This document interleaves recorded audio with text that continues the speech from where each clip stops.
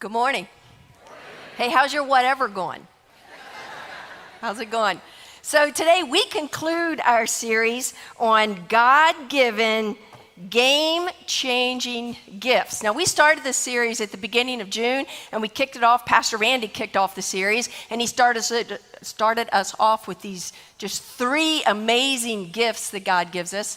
Are they on our next slide? There we go. Security, significance, satisfaction. Three foundational, awesome messages that Pastor Randy gave us. And then what he did is he passed the baton to me like a little relay for me to pick up, and I did enthusiasm, and we talked about whatever, right? And then I passed the baton to Pastor Pete, and last week he gave us an awesome message on contentment, and now Pastor Pete is passing the baton back to me to cross the finish line, and today we're going to talk about peace. Peace, our last God-given, game-changing gift. Now, there are different kinds of peace that we could talk about, right? And different kinds of peace that we all long for in this life. I mean, there's world peace, right? We just want relief from all the turmoil and the conflict across this globe, all the wars between nations. Give us some world peace. We often long for circumstantial peace. That's coming close to home now, where we just long for some relief from the hectic and chaotic stuff going on around us. Give me some peace. And then there's relational peace. We long for relief from the ongoing struggle and conflict that we have with certain people in our lives, or maybe everybody in our lives. Maybe that's the case too, you know. But then there's this kind of peace. Inner peace. This is our longing for relief from the struggles and the conflict and the turmoil that's going on all right inside of here, inside my own soul for a number of reasons.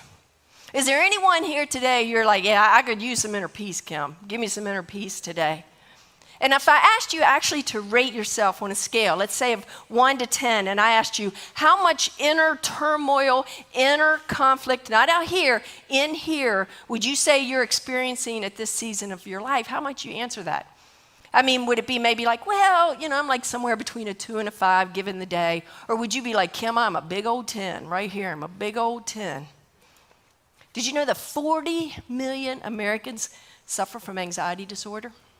40 million. And those are the ones that are medically diagnosed.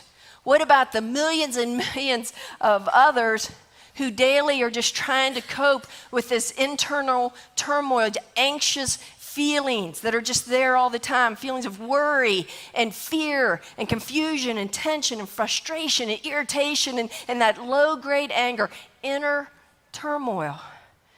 We need some relief, don't we? We desperately need some relief from all the turmoil and the conflict right here inside our own souls. But unfortunately, just like the other three, that's not what we're talking about today. Sorry. Got you kind of all built up for that, didn't I?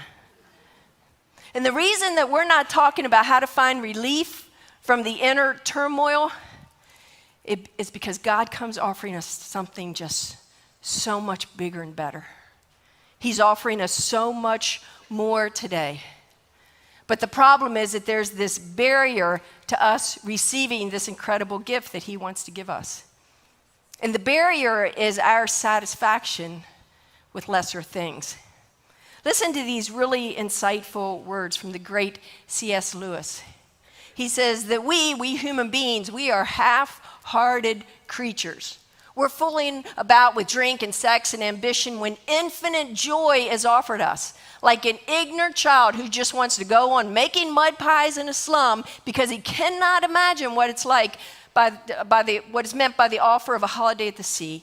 We, human beings, we are far too easily pleased. Now, he's not at all talking about peace, is he? But he is describing the human heart. And in regard to this thing called peace, folks, we so often settle for less. You see, we would just settle for some relief from the inner turmoil that we're experiencing instead of seeking and pursuing the greater gift that the Lord Jesus is offering us. You know, for us, it's just give me a pill or a drink or smoke. Let me binge watch on Netflix. Let me scroll through my social media to keep me distracted. Keep me busy with an overloaded schedule. Give me some exercise. Give me some yoga. Give me some breathing techniques. Just give me some quick spiritual fix. Anything, whatever will just bring me some relief from my inner turmoil, right? We are far too easily pleased. We will settle for some relief, even though God has a gift for us that is far, far superior. And let's just think about this for a moment. Think about how shallow our peace would be if all it entailed was just some relief. Come on. What is it that you and I, we really want? What is it that our souls really need when it comes to this issue of inner peace? I think we need some certainty in life, don't we? We need to know that we know that we know. We need some certainty. Without certainty, we'll never have peace. And we need some stability in this life. We need some grounding, and we know that there's nothing that can shake us. Without stability, there's no peace. And we need some harmony.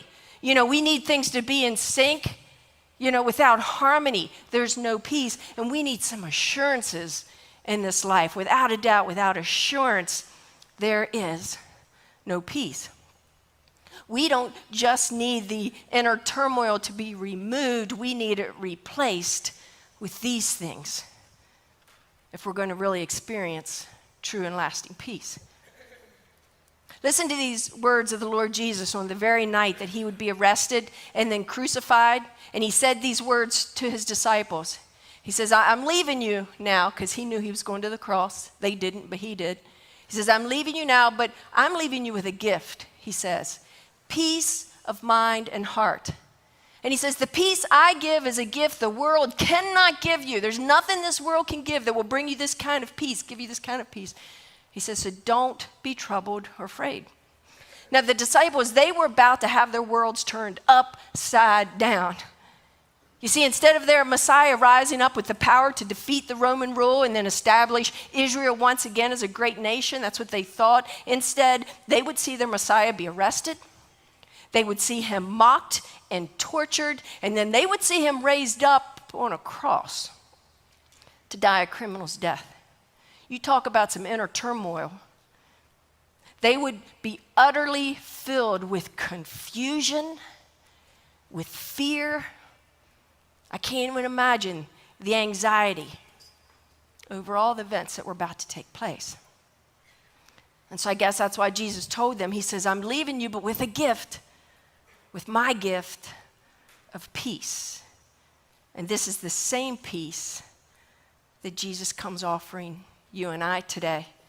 The gift of peace that Jesus was leaving with them and that he offers you and I today, it's the peace known to the Jews as this, shalom.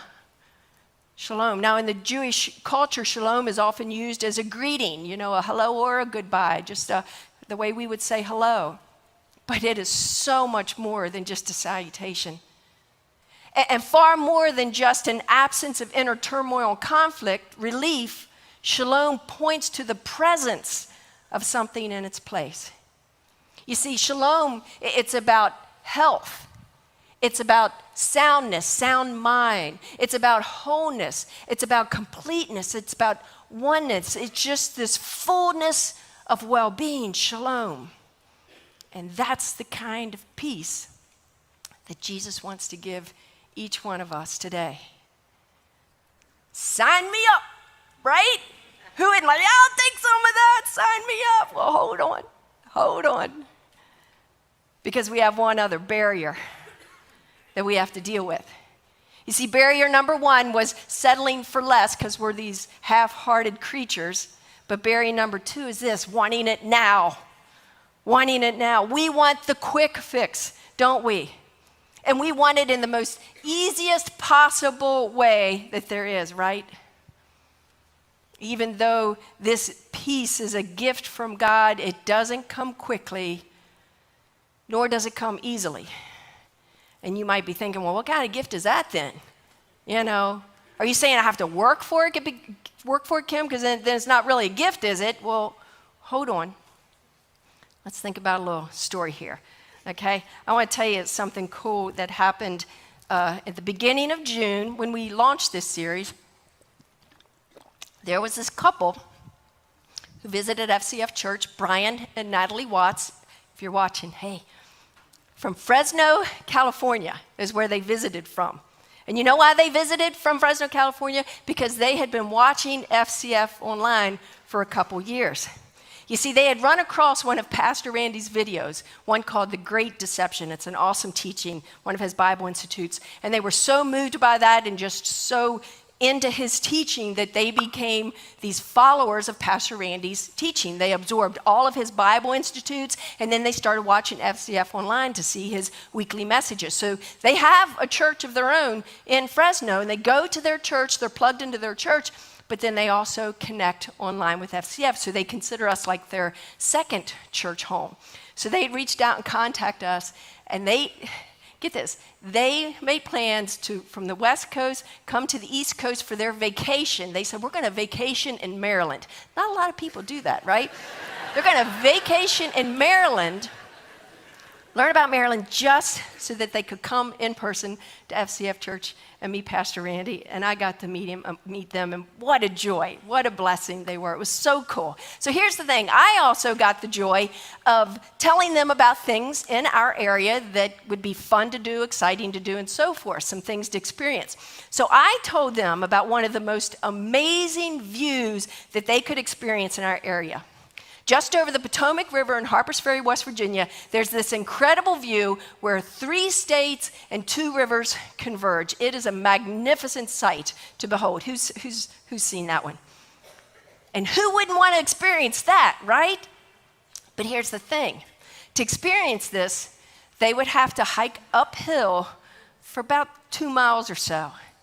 It'd probably take them, maybe a couple hours, and the hike is considered moderately strenuous.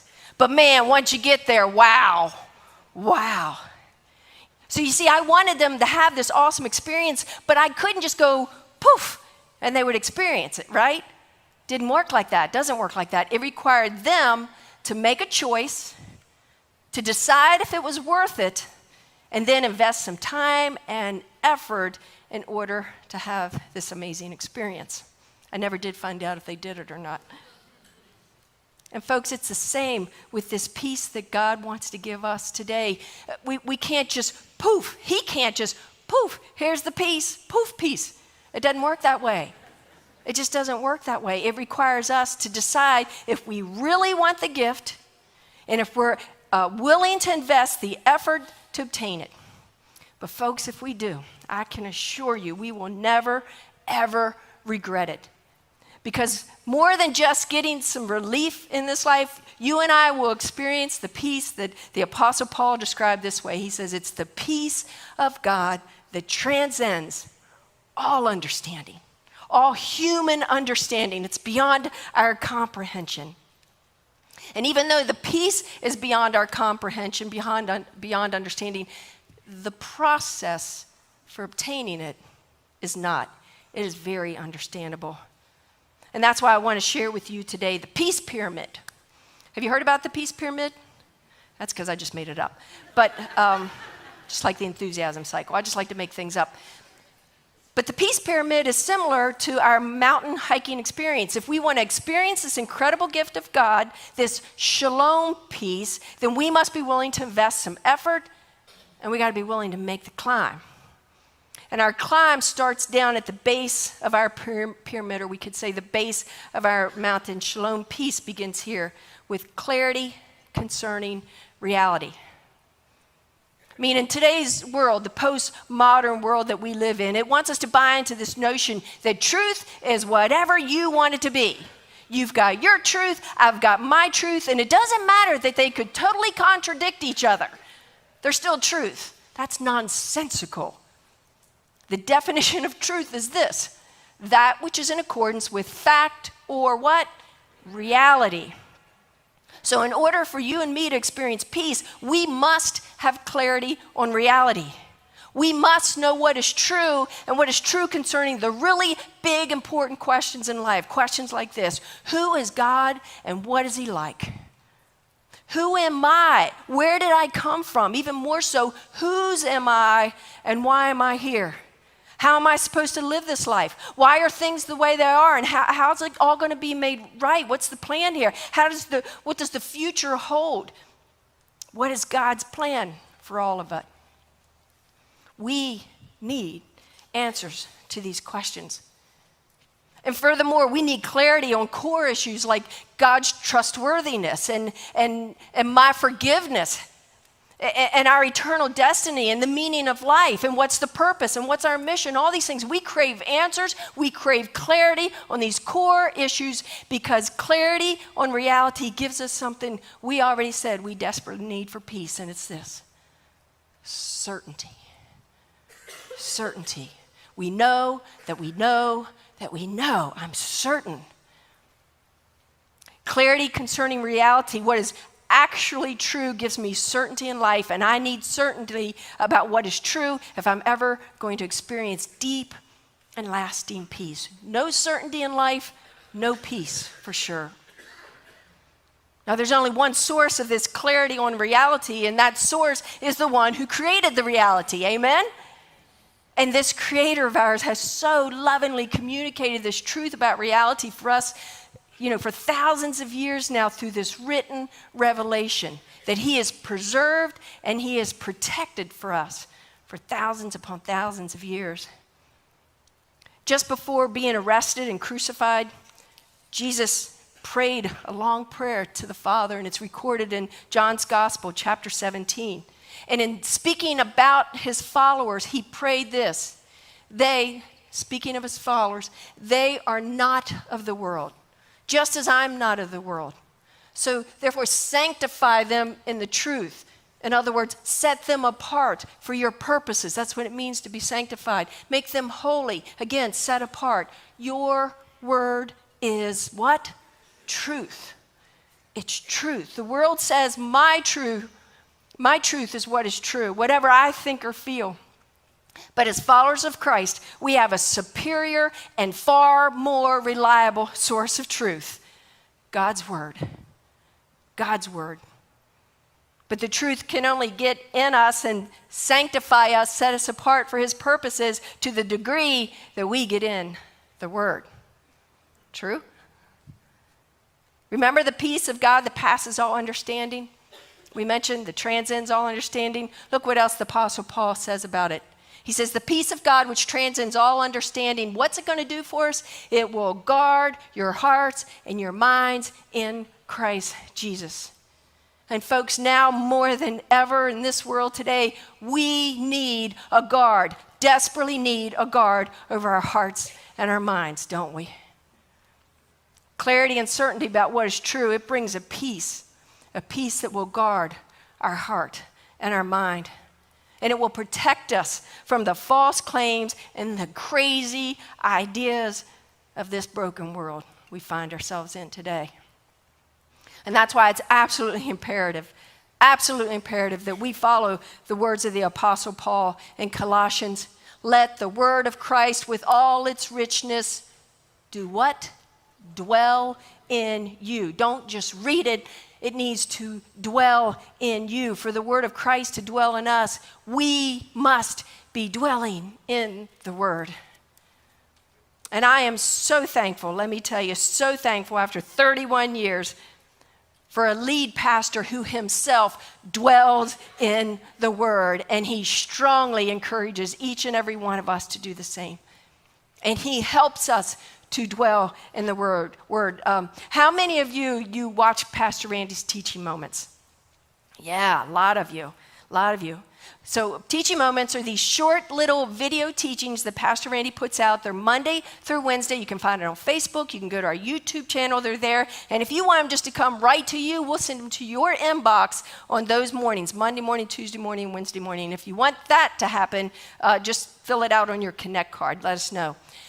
But beginning the week of August the 7th, Pastor Randy, he's going to start a new series of teaching moments that are going to focus on the key truths of Scripture.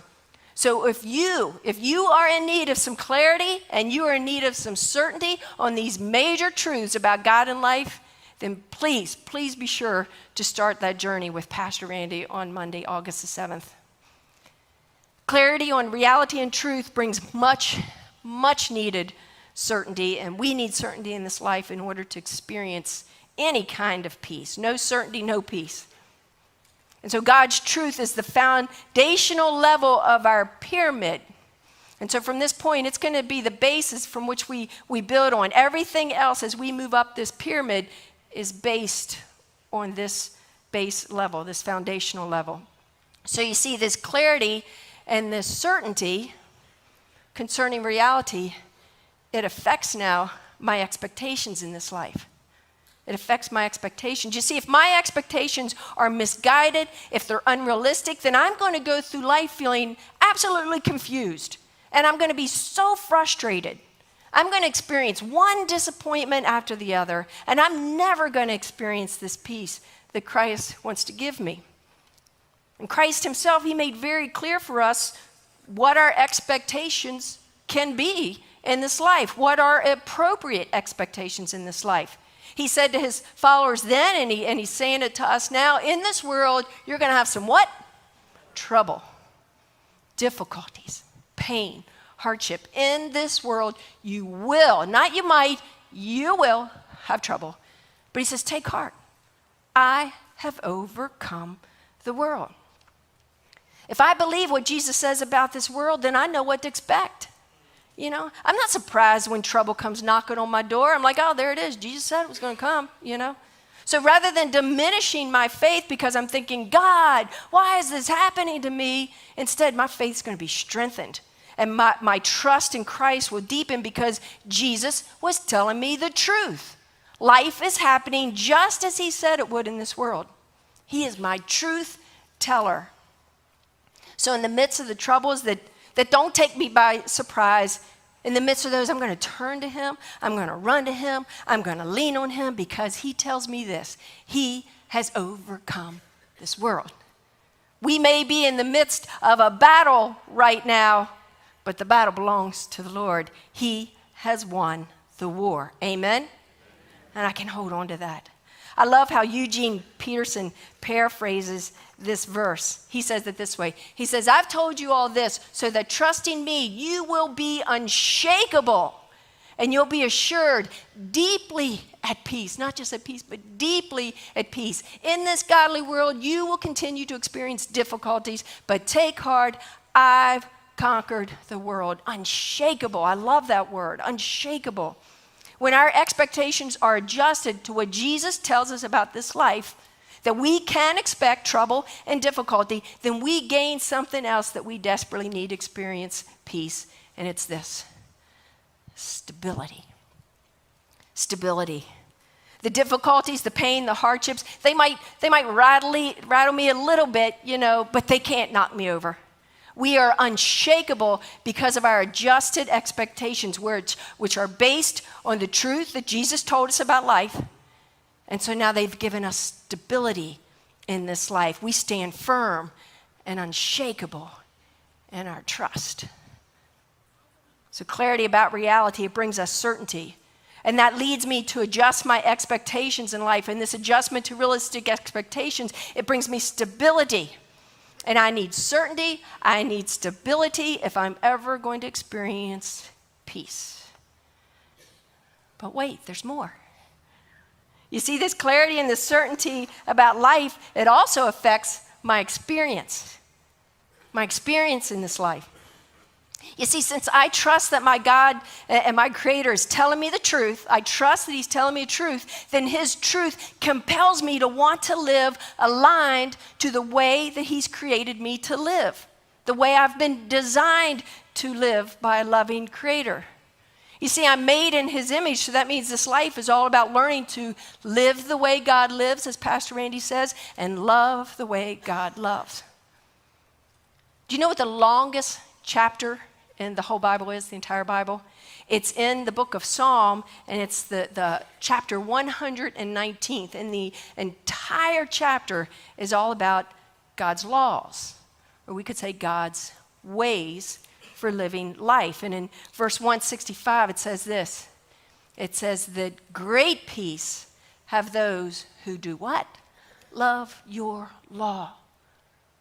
It doesn't just say just follow, but we love his law because we see the beauty in his law, the beauty in his design for humanity. And it's for those of us who love his law, there's great peace, and nothing can make them stumble. You see, God's laws are not just arbitrary and made up. He just made them up because he could. They are by design. They're design laws. And his laws simply communicate how it is that we have been designed to live. They're for our good. So God is saying, this is how I designed you when I created you, and this is how I've designed society to function for the safety, for the good, and for the joy of all people. God's laws protect us. And that's why those who love his laws, his ways, experience great peace. Peace that surpasses understanding. Peace that guards our hearts and it guards our minds. Listen to Jesus' words here recorded in Matthew's gospel. Jesus said, "Come to me, all of you who are weary and you carry heavy burdens, and I will give you rest." And a lot of times we just think of that as just like, oh, just come and take a nap with me. Just let him out. Well, he's come to me, and here's how I'm going to give you rest. Take my yoke upon you. Yoke was referring to his teaching. Embrace my teaching. Let me teach you, because I'm humble and I'm gentle at heart, and you will find rest for your souls. For my yoke is easy to bear, and the burden I give you is light. You see, as we embrace his teaching, his way of life, we discover rest, which in other words is peace, peace for our souls. When the way I live is aligned to the way my Creator designed me to live, then my experience, that experience brings me something I desperately need. Harmony. I'm in sync. My inner life is in sync with the way I've been designed. There is no harmony in my soul ever when there is a contradiction between how I've been designed to live and how I'm actually living. If there's a contradiction there, then there's no harmony. When there is alignment, when I'm living the way I'm designed to live, which God reveals in his word, his truth about me, then there's harmony in my soul. I am in sync. And just like certainty and stability, I need harmony. Harmony if I'm going to experience peace. But there's more. There's more. You see, this clarity and this certainty about reality, they also point me here to his promises. His promises. Jesus tells us that we can expect trouble and difficulty. He made that really clear in this world. But God's word also tells us that through it all, we can rely on him and his promises. You know, I Googled how many promises of God are in the Bible, and it ranged from anywhere from 3,000 to 8,810. So that's a big discrepancy, but even if it's just 3,000, that's a whole lot of promises to count on, to rely on, isn't it? And here are a few of his really big promises that we can hold on in the midst of life's troubles and sorrows, and promises we can hold on as we are seeking to live according to his design, aligned to his design, embracing his teaching and living it out. Look at these. Man, just let these sink in, okay? Just let them sink in your soul. Nothing in all of creation will ever be able to separate us from what? From the love of God that is revealed in Christ Jesus. Do you believe that? Do you hold on to that promise every day? Nothing can ever separate you from his love. Since God is for us, who can be against us? It's posed as a question, but the promise is here. God is for us. God is for you. Don't ever let circumstances cause you to question that. God is for you. And here's what we know. We know that all things work together for the good of those who love God. So he's for you, and he's working out a plan on your behalf. Even again, the difficult stuff, he will take it, he'll redeem it, and he'll bring something good out of it. He promises. And then look at these promises about the future to come. This is Jesus again speaking to his disciples just before he was about to be arrested and then ultimately crucified. And he says to them, he says, "There's more than enough room in my Father's home. If this were not so, would I have told you that I'm going to prepare a place for you? When everything is ready, I will come and get you so that you will always be with me where I am. The promise is he's preparing a place for those of us who've put our faith and our trust in him and chosen to follow him fully, freely, and forever. He's preparing a place now, and he will come back. And when he comes back, it's to get us. It's to get us and to take us, to be with him wherever he is, always. What a promise. What a promise in this life. We just hold on until this time because it's right around the corner. It's so close. And then look at this, the ultimate home. God's home is now among his people. He will live with them, and they will be his people. God himself will be with them. He will wipe away every tear. What a promise to know God is going to personally wipe away your tears, every tear you ever cried in this life. He's cared about it. And there will be no more, the promise, no more death, no more sorrow, no more crying or pain. All these things are gone. That's the promise that one day, the stuff that we have to deal with here, it will be no more. Do you know what these promises and the many other thousands of promises give us? They give us much needed assurance. Assurance in this life. Troubles may come, but we have assurance that that nothing can ever separate us from God's love. Hardship may come our way, but we have the assurance that our God is still for us. And even out of the most difficult and painful situations, we are confident that God will bring something good. And I can personally attest to this. I can honestly say that out of every single and difficult, painful thing in my life, all the stuff that's ever happened, God has brought forth something good from it all. It's not that he caused it to happen, but what Satan intended for evil, God has used for good in my life over and over again. I've witnessed it. And through it all, we have the assurance of just this incredible future, a home that is perfectly safe and harmonious and beautiful, where we will know the presence of God, our Creator, in the way that we are created to know him and dwell with him. You see, it's this certainty, this stability, this harmony, this assurance that ushers us into his presence. One of the most significant promises that God gives us is the promise that he is always, always, always with us.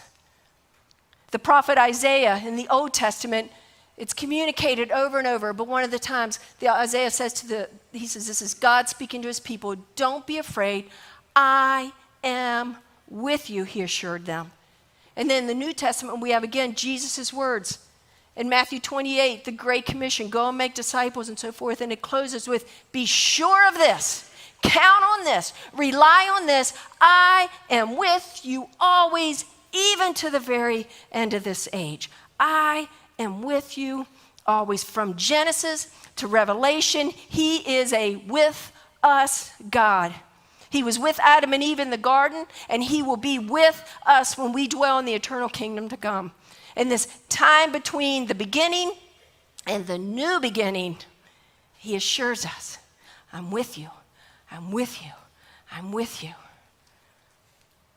But we cannot experience the joy and peace of his presence if we are not pursuing and practicing all of these things, right? We cannot experience the joy and peace of his presence if we don't have clarity and certainty from trusting in his truth. If our expectations are not adjusted to what he says is true about life. If our life experience, the way we are living, is not aligned to the way that he designed us. And if we are not trusting in and rely on his promises, we're certainly not able to experience this peace. It's impossible to experience peace apart from his presence. No presence, no peace. In Philippians, the Apostle Paul says it this way. He says, keep putting into practice. Think of our pyramid. Keep putting into practice all you learned and received. Then the God of peace will be with you. You see, it's in his presence that we find and we experience true peace. Shalom. Shalom. And far more than just being like relief from this turmoil, from the inner conflict, this peace is about fullness of well-being. It's about health. It's about soundness. It's about wholeness. It's about completeness. It's about oneness. Oneness.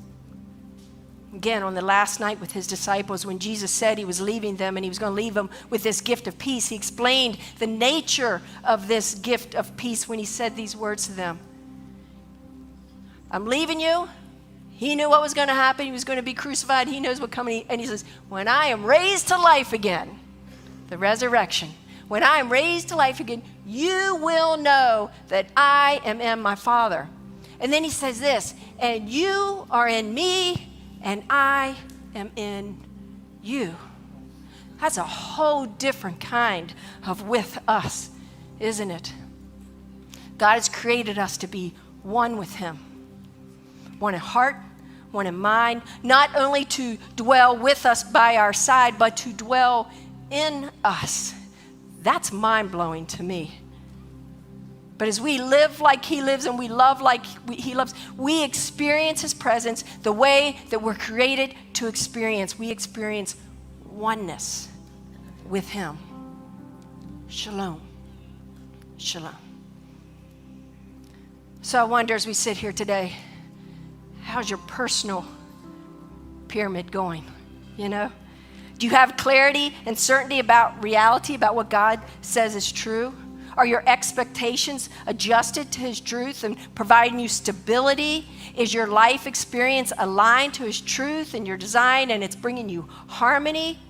Are you allowing his promises to give you the assurance that you need in this life? Or is there a breakdown somewhere?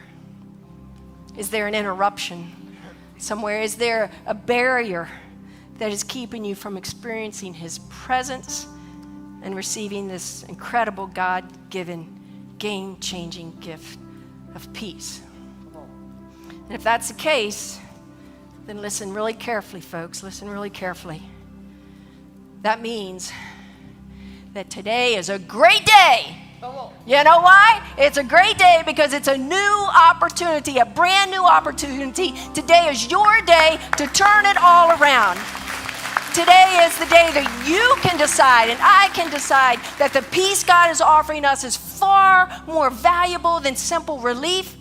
You and I, we can make the choice today to invest the effort to gain the certainty, the stability, the harmony, the assurance that's going to usher us in to his presence. And that's the only place you and I will find and experience this peace we need in this life. And how I hope and pray, I've been praying, that all of us will leave here today, not pursuing peace, but pursuing the God of peace. The God of peace.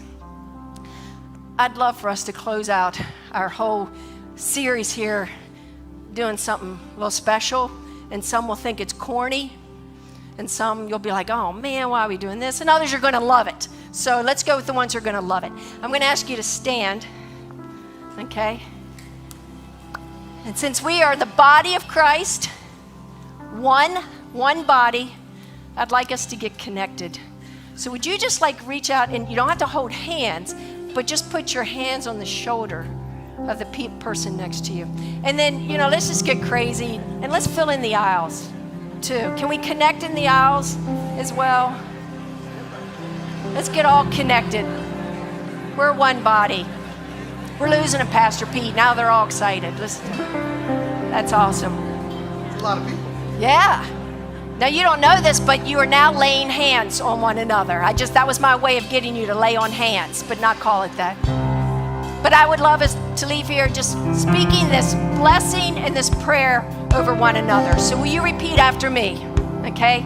May the peace of God that transcends all understanding guard your hearts and your mind in Christ Jesus today and forevermore. Amen, church.